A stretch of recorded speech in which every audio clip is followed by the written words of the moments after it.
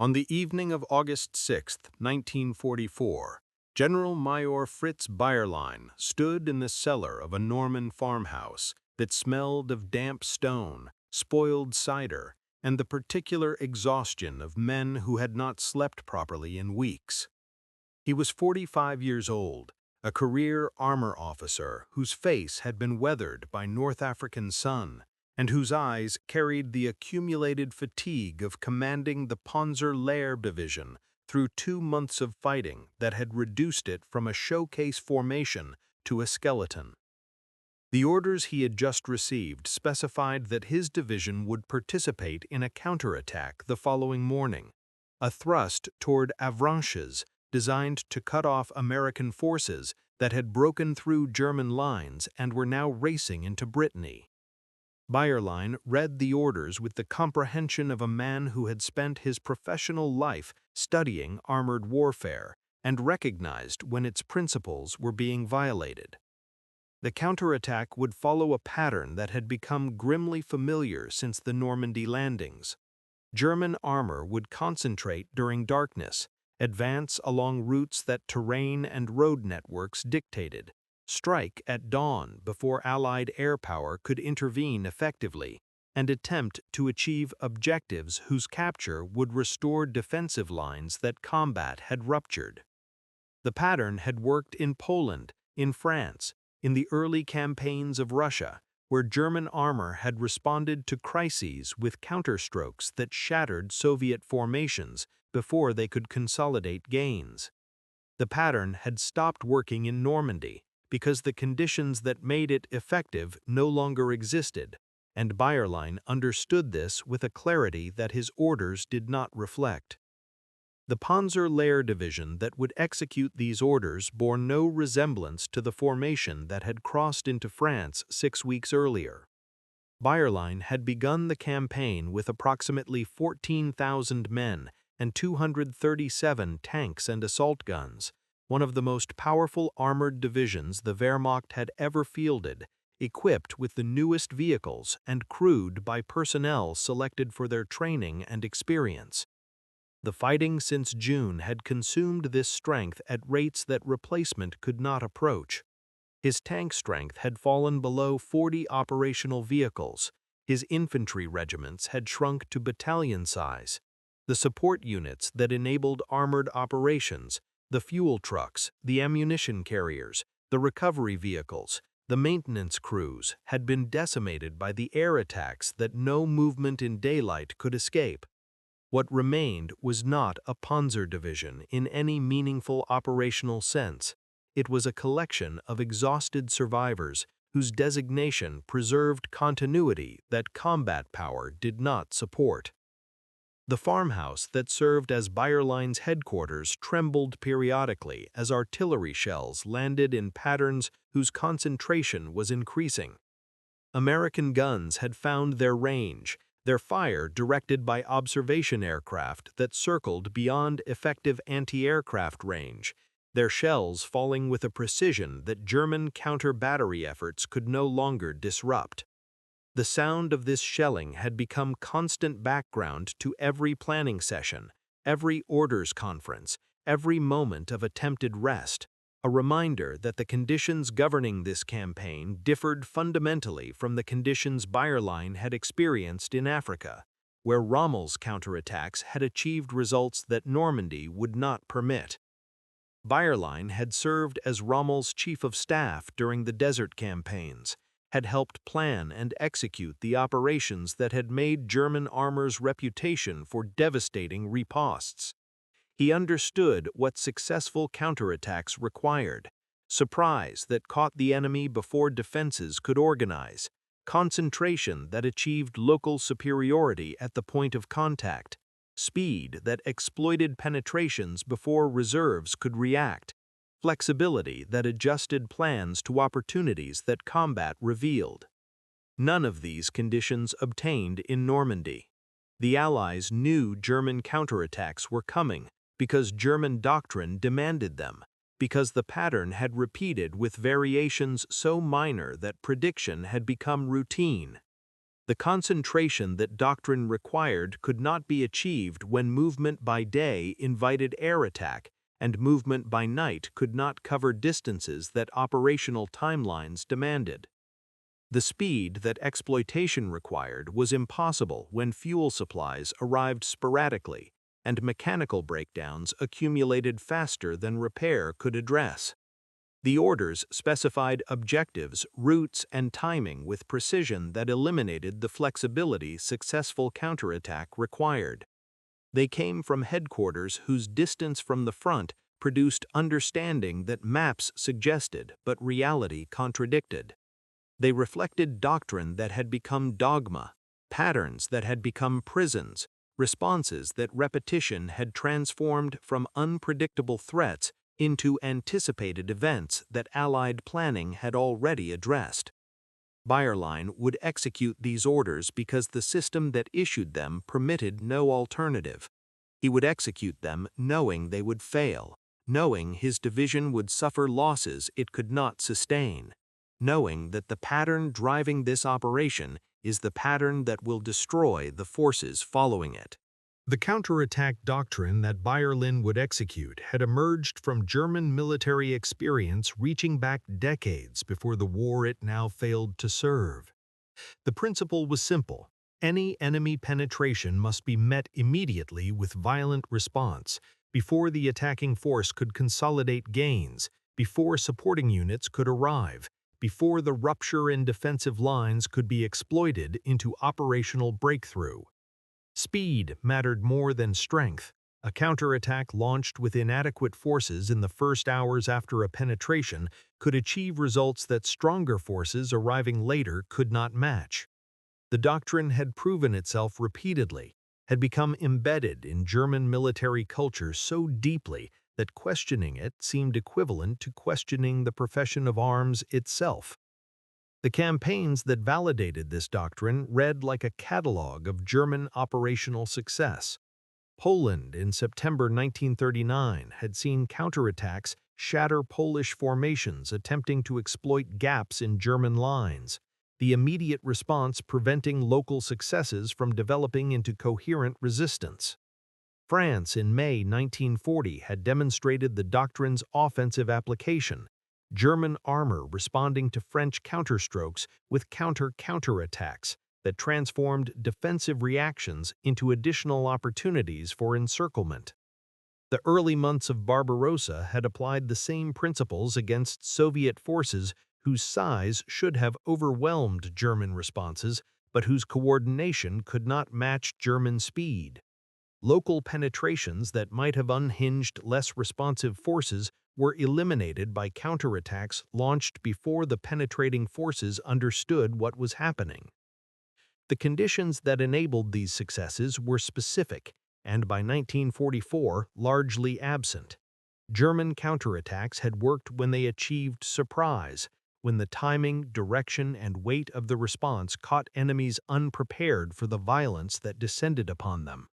They had worked when German forces possessed air superiority, or at least air parity, when movement to assembly areas and advance to contact could proceed without the constant attrition that hostile aircraft imposed. They had worked when German logistics could sustain the fuel and ammunition expenditure that armored operations demanded, when the mechanical reliability of German vehicles remained high enough that formations reached their objectives with strength sufficient to achieve them. They had worked when local commanders possessed authority to adjust plans based on conditions they observed, when the flexibility that combat required had not been strangled by centralized control that eliminated initiative.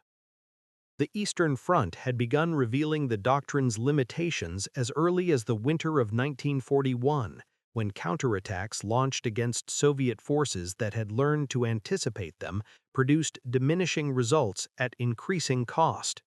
The pattern of immediate response had become predictable through repetition, Soviet commanders recognizing that German doctrine demanded counterattack and preparing accordingly.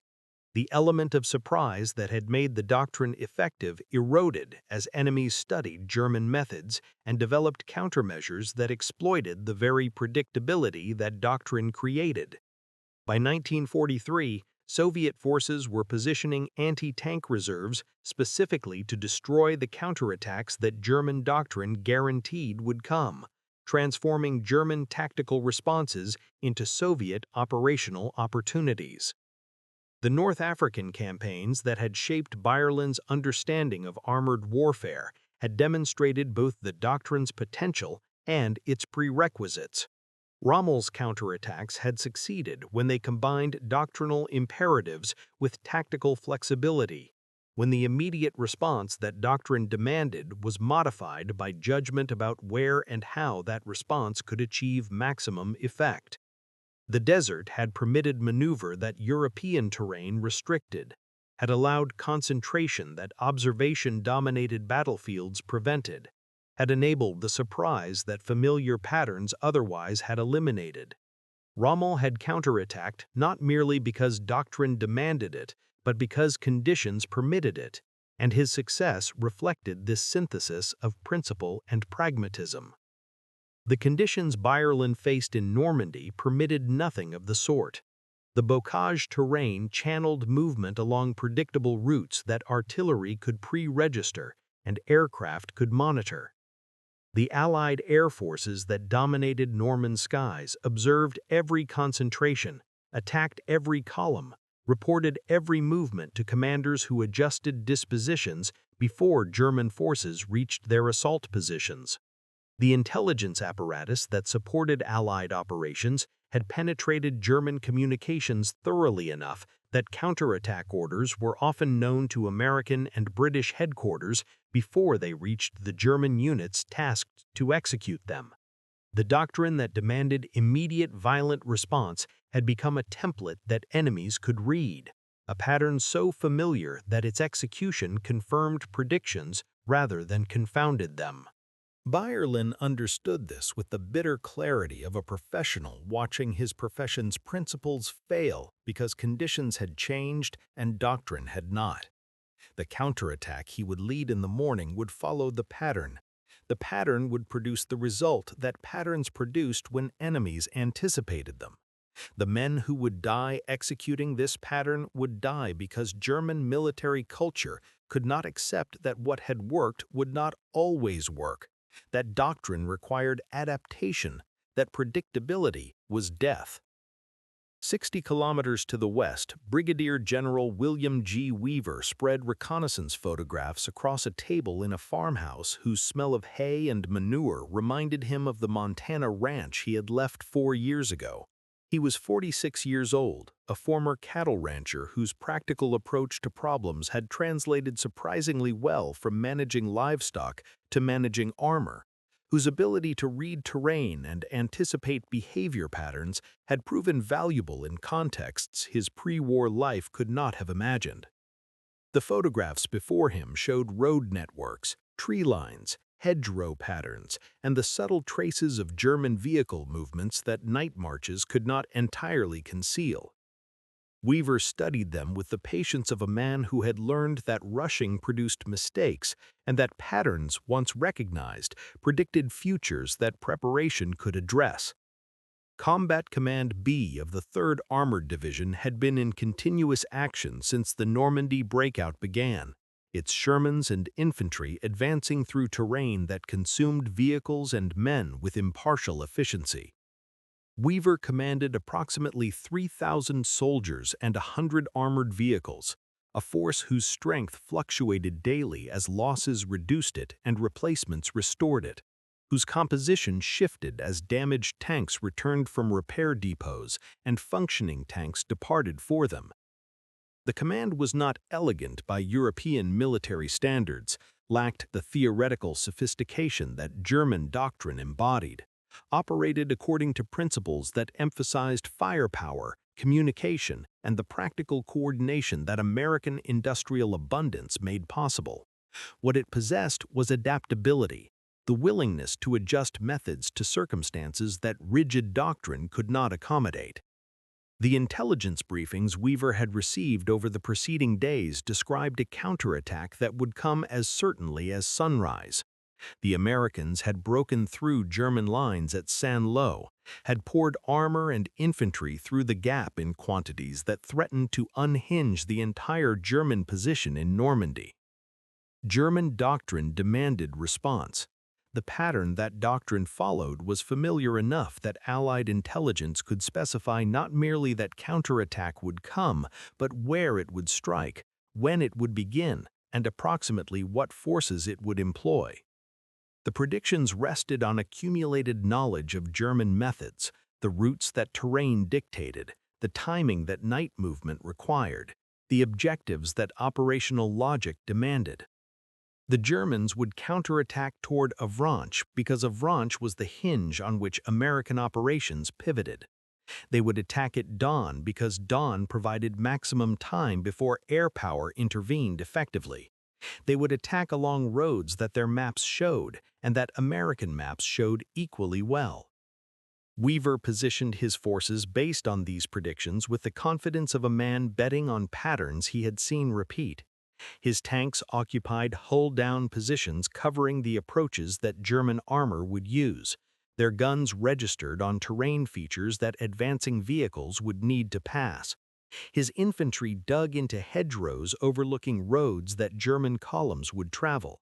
Their bazookas and anti-tank guns sighted to engage flanks that frontal attacks would expose. His artillery had pre-plotted concentrations on assembly areas that German forces would use and routes that their advance would follow. Fire missions prepared that required only observation reports to execute. The entire defensive scheme rested on assumptions about German behavior that German doctrine made reliable. The practical Montana rancher in Weaver recognized the situation with a clarity that theoretical training might have obscured. The Germans were predictable because their system made them predictable, because doctrine that worked created habits that conditions no longer rewarded, because the very professionalism that German officers embodied prevented them from abandoning methods that professional education had instilled. A rancher learned that cattle followed patterns, that predators exploited those patterns, that survival required recognizing when patterns had become vulnerabilities. The Germans had become cattle following trails that predators had learned to anticipate. The counterattack they would launch was not a threat to be feared, but an opportunity to be exploited, a pattern whose execution would deliver German armor into positions that American firepower had prepared to destroy. Weaver's orders to his subordinate commanders emphasized patience, the discipline to wait until German forces committed fully before engaging, the restraint that allowed enemy columns to enter killing zones completely before fire commenced, the coordination that concentrated destruction rather than dispersing it across targets whose survival would complicate subsequent operations. The Germans would come because they always come, would follow routes they always followed, would attack according to schedules their doctrine prescribed. American forces would wait because waiting maximized advantage, would engage when engagement produced maximum effect, would transform German doctrinal predictability into German operational catastrophe. The night before the counterattack passed in preparation that reflected anticipation rather than uncertainty. Weaver's men knew what was coming because their commanders had told them what was coming, had explained the pattern that German forces would follow and the response that American forces would execute. The confidence that this knowledge produced was not arrogance, but preparation, the calm that came from understanding what the morning would bring and believing that understanding would prove sufficient. The Germans would counterattack at dawn. The Americans would be waiting. The pattern would unfold as patterns unfolded when one side could predict and the other could only perform. The counterattacks that Bearline remembered from Africa had borne no resemblance to the operations that Normandy imposed. Serving under Rommel in 1941 and 1942, he had experienced armored warfare as it was meant to be conducted, fluid, opportunistic, responsive to conditions that rigid planning could not anticipate. The desert had offered freedom that European terrain denied, open flanks that permitted maneuver, visibility that rewarded initiative, space that absorbed mistakes and created second chances. Rommel's counterattacks had succeeded not because they followed patterns, but because they broke them, striking where enemies did not expect from directions that doctrine did not prescribe. The engagement at Sidi Rezek in November 1941 had demonstrated what flexible counterattack could accomplish. British Operation Crusader had threatened to relieve Tobruk and destroy Rommel's forces, its armored thrusts penetrating positions that static defense could not hold. Rommel's response had been characteristically unorthodox. Rather than counterattacking the penetrations directly, he had led his armor on a raid deep into the British rear, creating chaos that transformed offensive success into defensive crisis. The counterattack had not followed the template that doctrine prescribed. It had exploited opportunities that the specific situation presented, had adapted principles to circumstances rather than forcing circumstances into principles. The British had expected a response. They had not expected the response that came. Wehrlein had watched Rommel make decisions in those desert campaigns that no headquarters far from the front would have authorized. Shifts in direction based on dust clouds that revealed enemy movement, commitments of reserves based on sounds that indicated opportunity, timing adjustments based on intuition that experience had refined into something approaching prescience. The flexibility that made these decisions possible rested on authority that Rommel possessed and that Normandy commanders did not. Rommel commanded his battles. He was present at critical points, saw what his forces faced, adjusted plans as conditions demanded.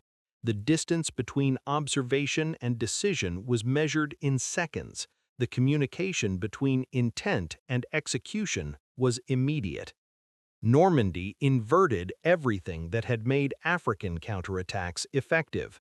The terrain that bocage fighting imposed channeled movement into corridors that enemy observation dominated, that artillery could saturate, that air power could interdict with precision the desert never permitted.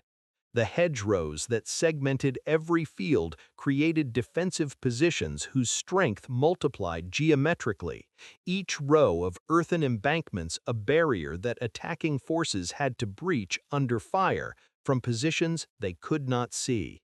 The roads that armored columns required became killing grounds where vehicles bunched in patterns that American fighter bombers had learned to recognize and destroy.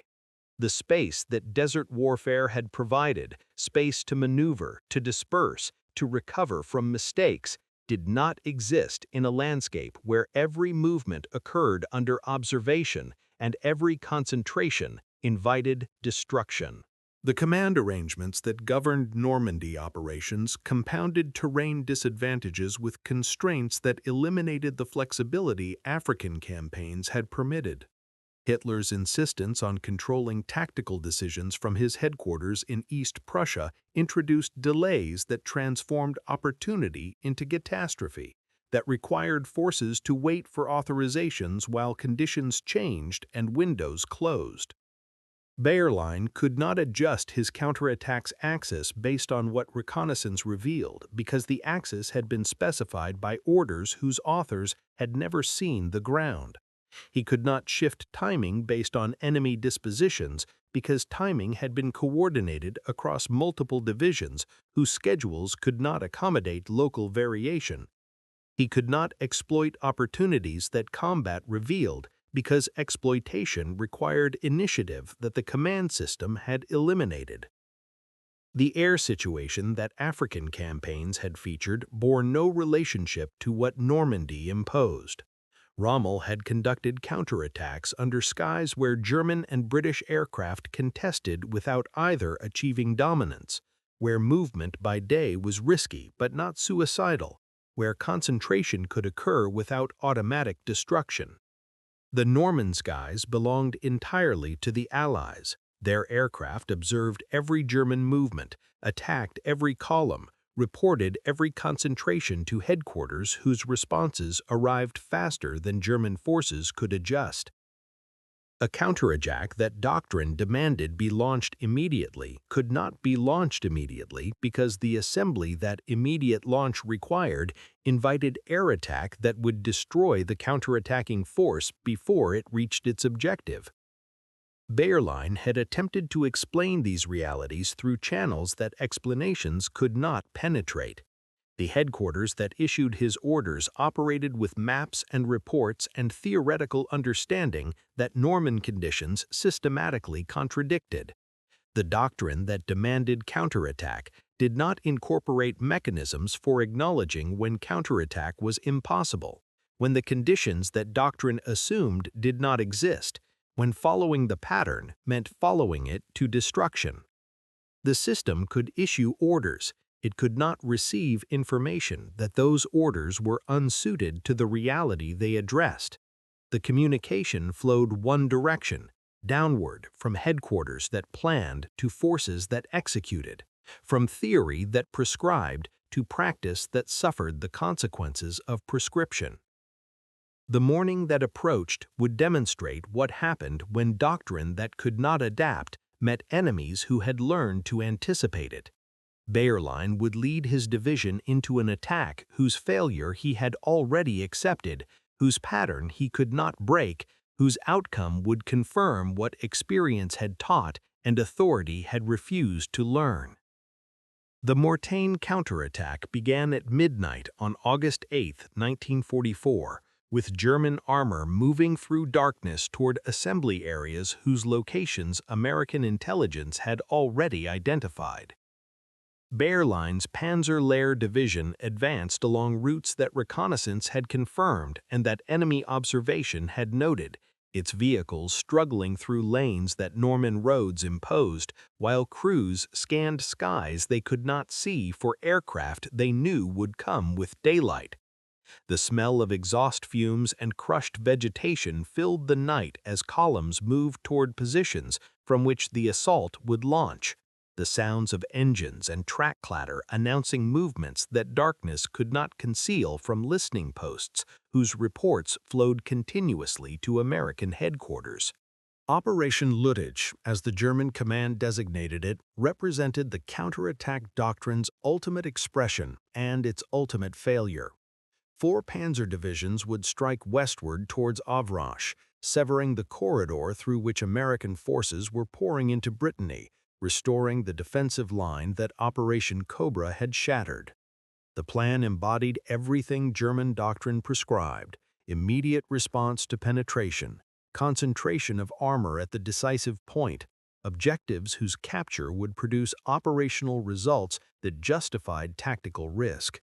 Hitler himself had ordered the operation, had specified its timing and weight, had insisted that it proceed despite the reservations that commanders closer to the front had expressed through channels that reservations could not ascend. Weaver's Combat Command B occupied positions directly in the path of the German advance, its forces deployed according to predictions that the night's intelligence reports were confirming hour by hour. American listening posts tracked German column movements through sound alone, the distinctive noise of tank engines and the clatter of tracks providing location data that supplemented aerial reconnaissance unavailable until dawn.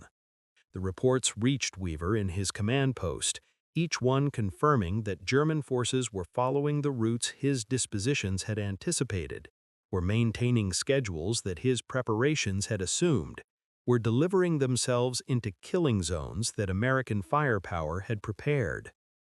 The assault struck American positions at 0630, German armor emerging from morning mist along axes that pre-registered artillery had already targeted. The fog that German planners had hoped would shield their advance from air attack also obscured their targets, forcing tank commanders to advance into terrain whose defensive preparations they could not assess. Weaver's Shermans held fire as German vehicles entered their engagement zones, the discipline of waiting that he had emphasized proving its value as column after column committed to advances that could not be reversed. When fire commenced, it came from positions that German reconnaissance had not detected, from angles that advancing armor could not immediately address, with concentrations that transformed optimism into catastrophe within minutes. The mathematics of the engagement favored the defenders with a decisiveness that no courage could overcome. German tanks advancing along roads that hedgerows bounded presented flank shots to American guns positioned perpendicular to their axis of advance. The Shermans whose frontal armor could not withstand German 75mm fire did not need to expose their fronts. They fired from defilade positions that revealed only their turrets, their guns engaging targets whose orientation precluded effective response. The first wave of German armor burned along roads that became impassable with wrecked vehicles, subsequent waves stalling behind obstructions that their own dead had created. Bayerland experienced the counterattack's failure from a command position too far forward for safety and too far back for control. His division advanced according to orders he had transmitted, orders whose execution he could influence but not direct, whose outcomes he could observe but not alter. The reports that reached him described losses accumulating faster than gains, described objectives receding as units that should have captured them were instead destroyed attempting to reach them. The pattern was fulfilling itself, the counterattack that doctrine demanded, the routes that terrain dictated, the timing that coordination required, all of it producing results that repetition had made predictable and preparation had made inevitable. The fog that had sheltered the attack's opening lifted by mid-morning, and with its lifting came the air power that German planning had hoped to avoid. American fighter bombers appeared over the battlefield in numbers that transformed difficult into impossible, their rockets and bombs finding German vehicles whose concentration the attack required and whose destruction the attack could not survive.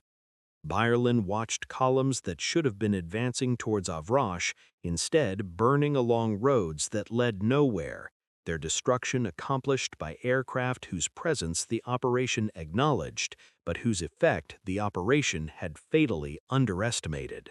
By noon, the counterattack had become a rescue operation, German forces attempting to extract survivors from positions that offensive ambition had placed in defensive disaster.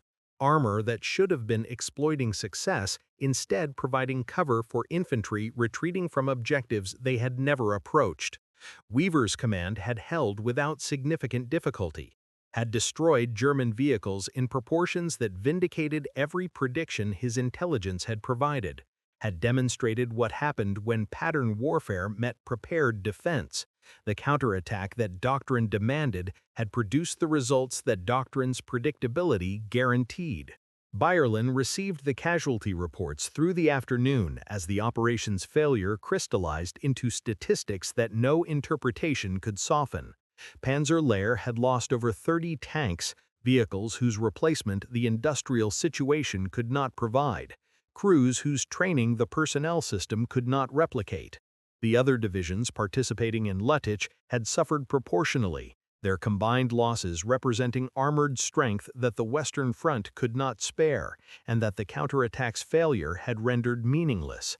The objectives that Hitler had specified remained in American hands, the corridor to Brittany remained open, the operational situation that the counterattack was designed to restore had instead deteriorated further, as forces committed to offensive action were destroyed rather than preserved for defensive necessity. The orders he had executed specified routes that terrain made predictable and that American preparation had made lethal.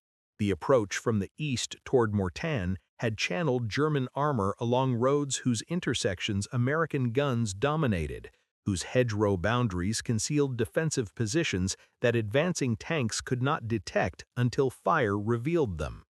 Bayerland had recognized these vulnerabilities before the operation began, had understood that routes orders specified were routes that any competent enemy would anticipate and prepare for. His recognition had changed nothing because the system that issued orders could not incorporate objections from commanders whose experience contradicted planning assumptions. The timing that coordination required eliminated the surprise that successful counterattack demanded. 4 Panzer divisions could not concentrate for simultaneous assault without movement that observation detected, without communication that signals intelligence intercepted, without preparation whose scale announced intention as clearly as formal notification would have. American commanders had known the attack was coming not through espionage or betrayal, but through the accumulated evidence of German behavior, the supply movements, the unit relocations, the communication patterns that preceded every German offensive, and that repetition had taught Allied intelligence to recognize. The Germans had counterattacked because doctrine demanded counterattack. The Allies had prepared because experience had taught them what German doctrine demanded. The weight that Hitler had specified proved insufficient for objectives whose difficulty the specification had not assessed. 4 Panzer divisions sounded formidable on paper, suggested mass that should have overwhelmed opposition whose strength headquarters estimated rather than measured. The reality that Bayerlin experienced contradicted the impression that numbers created. His division, authorized at over 200 tanks, fielded fewer than 40. The other participating divisions had suffered similar attrition, their designations preserving nominal identities that combat power no longer supported. The counterattack's weight existed in planning documents and situation reports, not in the vehicles that actually advanced toward objectives those documents specified. The contrast with what counterattack had once meant tormented Bayerlin as reports documented destruction he had anticipated but could not prevent. Rommel would have adjusted.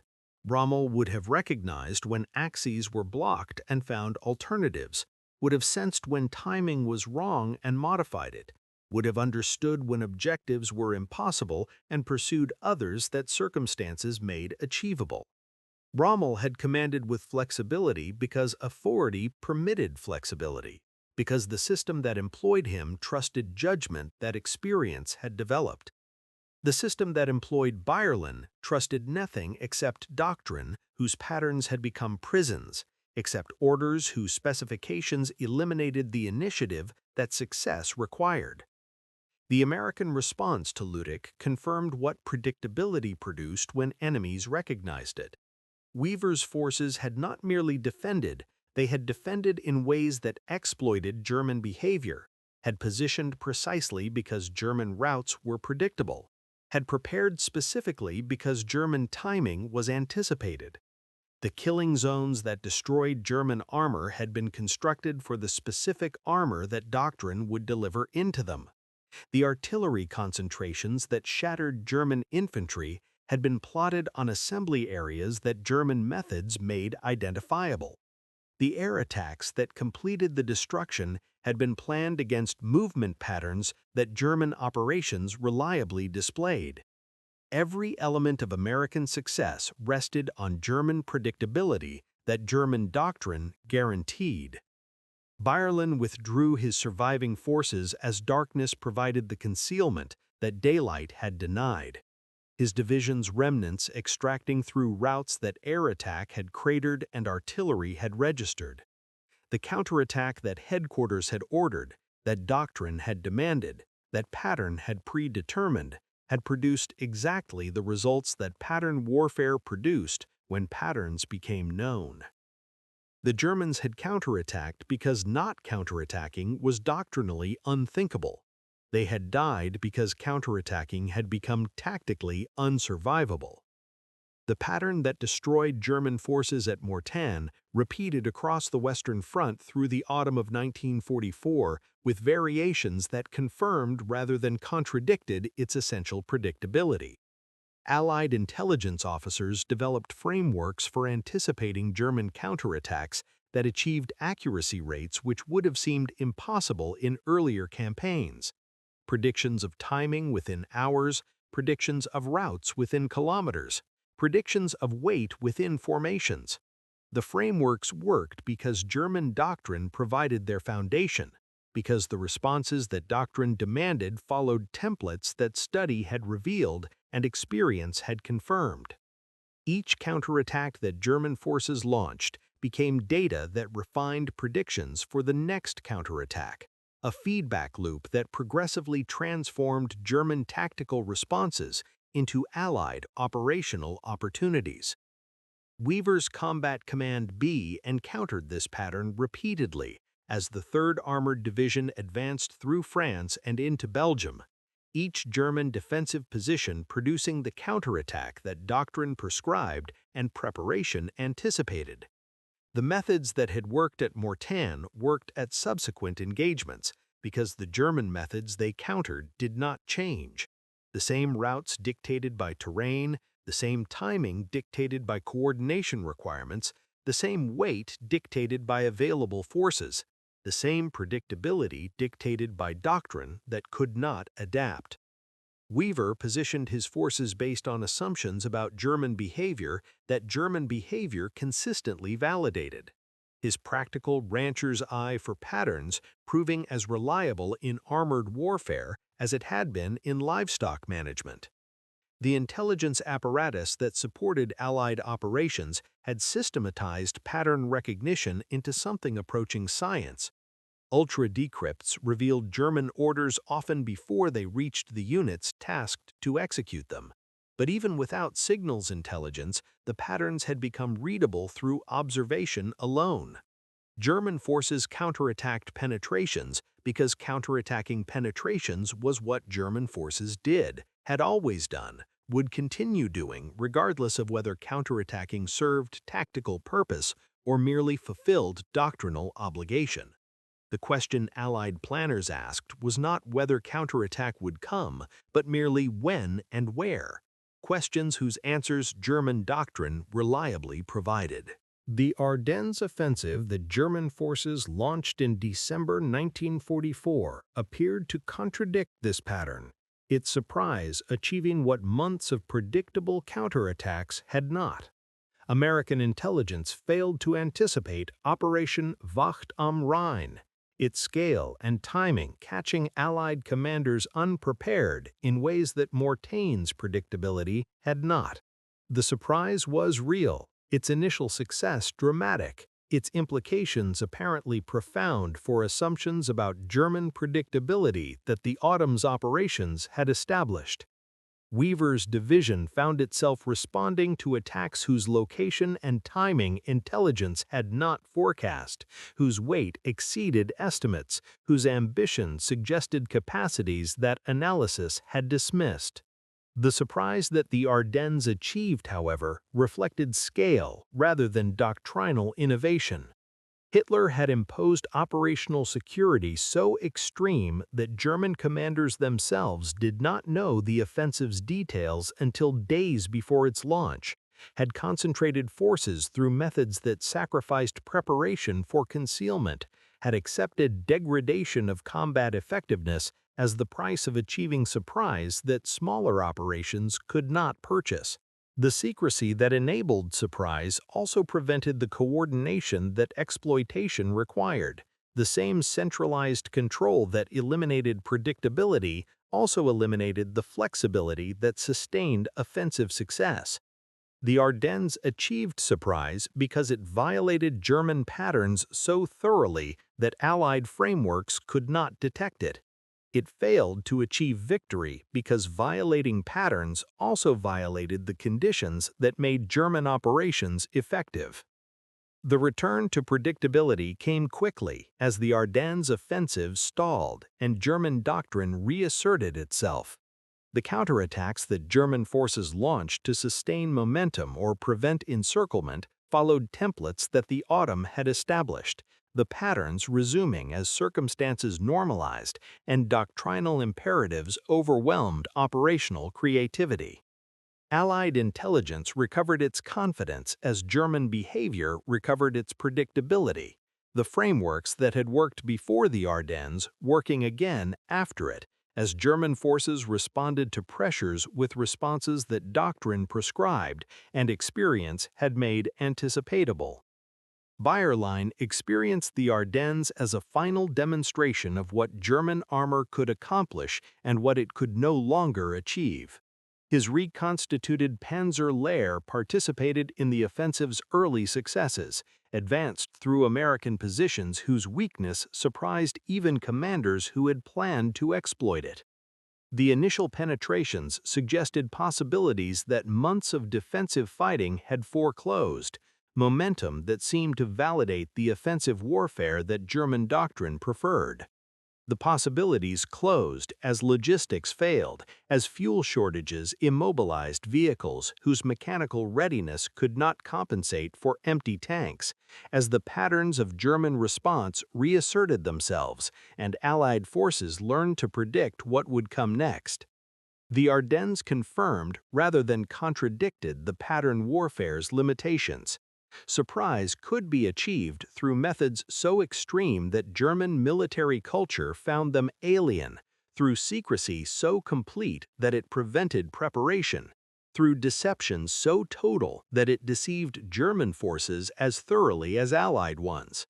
The achievement could not be sustained because sustaining it required flexibility that centralized control precluded, adaptation that doctrinal rigidity prevented, initiative that the command system had systematically eliminated. Germany could surprise its enemies once through extraordinary measures that could not be repeated. It could not surprise them routinely because routine was pattern, and pattern was what German doctrine had become. The war's final months reduced German counterattack doctrine to ritual performance, whose outcomes no longer mattered to anyone who could assess them honestly. Bayerlein led Panzer Lehr through the retreat across the Rhine, through the encirclement of the Ruhr, through the progressive disintegration of forces whose doctrine demanded responses that circumstances made impossible. The counterattacks continued, smaller, weaker, more hopeless with each iteration, because the system could not stop demanding what doctrine prescribed, could not acknowledge that prescription had become suicide, could not adapt patterns that adaptation might have made survivable. He surrendered to American forces in April 1945, his division existing only as a designation attached to survivors whose numbers would not have filled a peacetime battalion. The captivity that followed provided time for reflection that combat had not permitted, opportunity to assess what had happened and why, with distance that involvement had precluded. Bayerlein cooperated with American interrogators whose interest in German methods was professional rather than punitive, whose questions sought understanding that post-war planning required. He explained what he had experienced and what he had concluded, that German counterattack doctrine was correct in principle and catastrophic in application, that flexibility which made it effective had been eliminated by command arrangements that made it predictable, that patterns which should have been guidelines had become constraints that enemies learned to exploit. The Americans listened with the attention of professionals preparing for future wars whose opponents might learn from German mistakes. The post-war years saw Bayerlein contribute to military history through interviews and consultations that preserved perspectives combat had developed.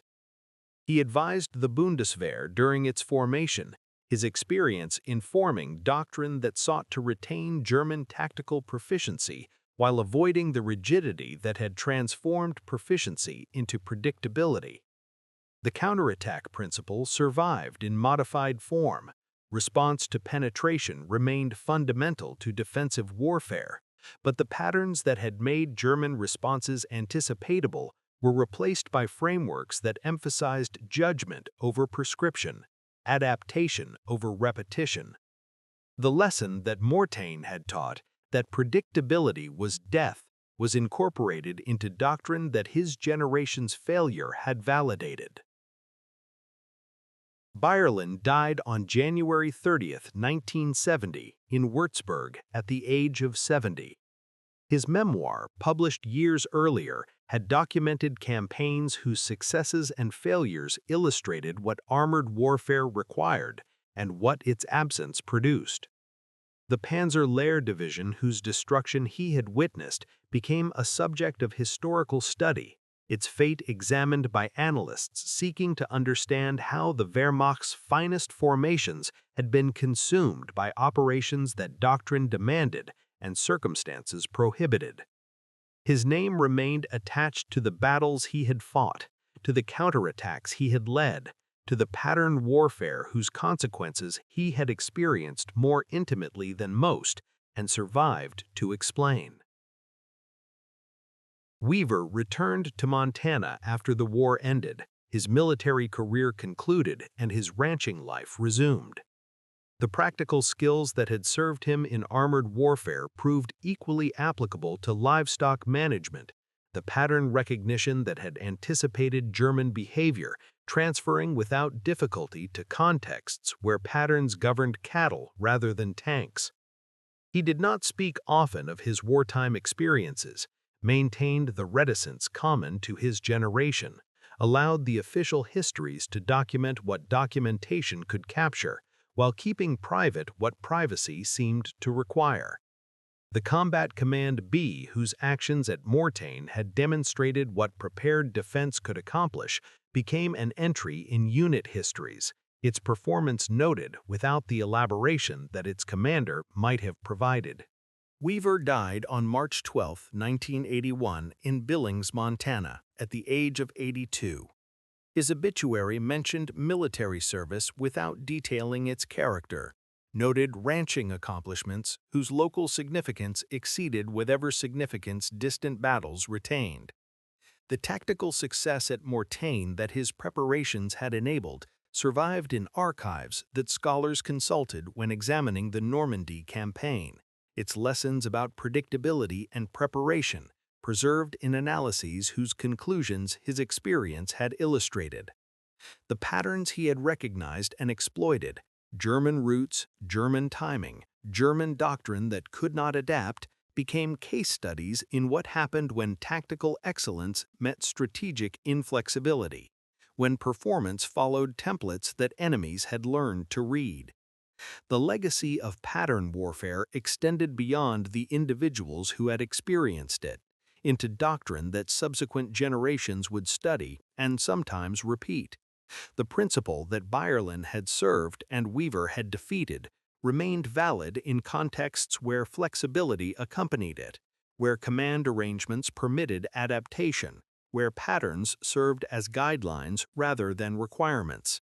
The failure had not been doctrinal but institutional, not in principles but in application, not in what German forces attempted but in how attempting it became predictable through repetition that enemies exploited and rigidity that prevented variation. The caber attacks that German forces launched from Normandy through the war's end had been individually rational and collectively catastrophic, each one confirming patterns that each subsequent one would repeat, each repetition teaching enemies what the next repetition would bring. The doctrine that demanded response had not demanded the specific responses that German forces provided. Those specifics had emerged from constraints that command arrangements imposed, and that different arrangements might have avoided. The patterns that destroyed German armor had been patterns that German military culture had created, and that German command structure had enforced, prisons built from habits that success had instilled and that failure could not modify. Bayerland had understood this while living it and explained it afterward. Weaver had exploited it without necessarily articulating what exploitation revealed. Together, their experiences illuminated what pattern warfare produced when one side could not break patterns and the other side had learned to anticipate them. Destruction for predictability, victory for preparation, the transformation of doctrine from asset to liability through repetition that made the unpredictable predictable and the effective obsolete.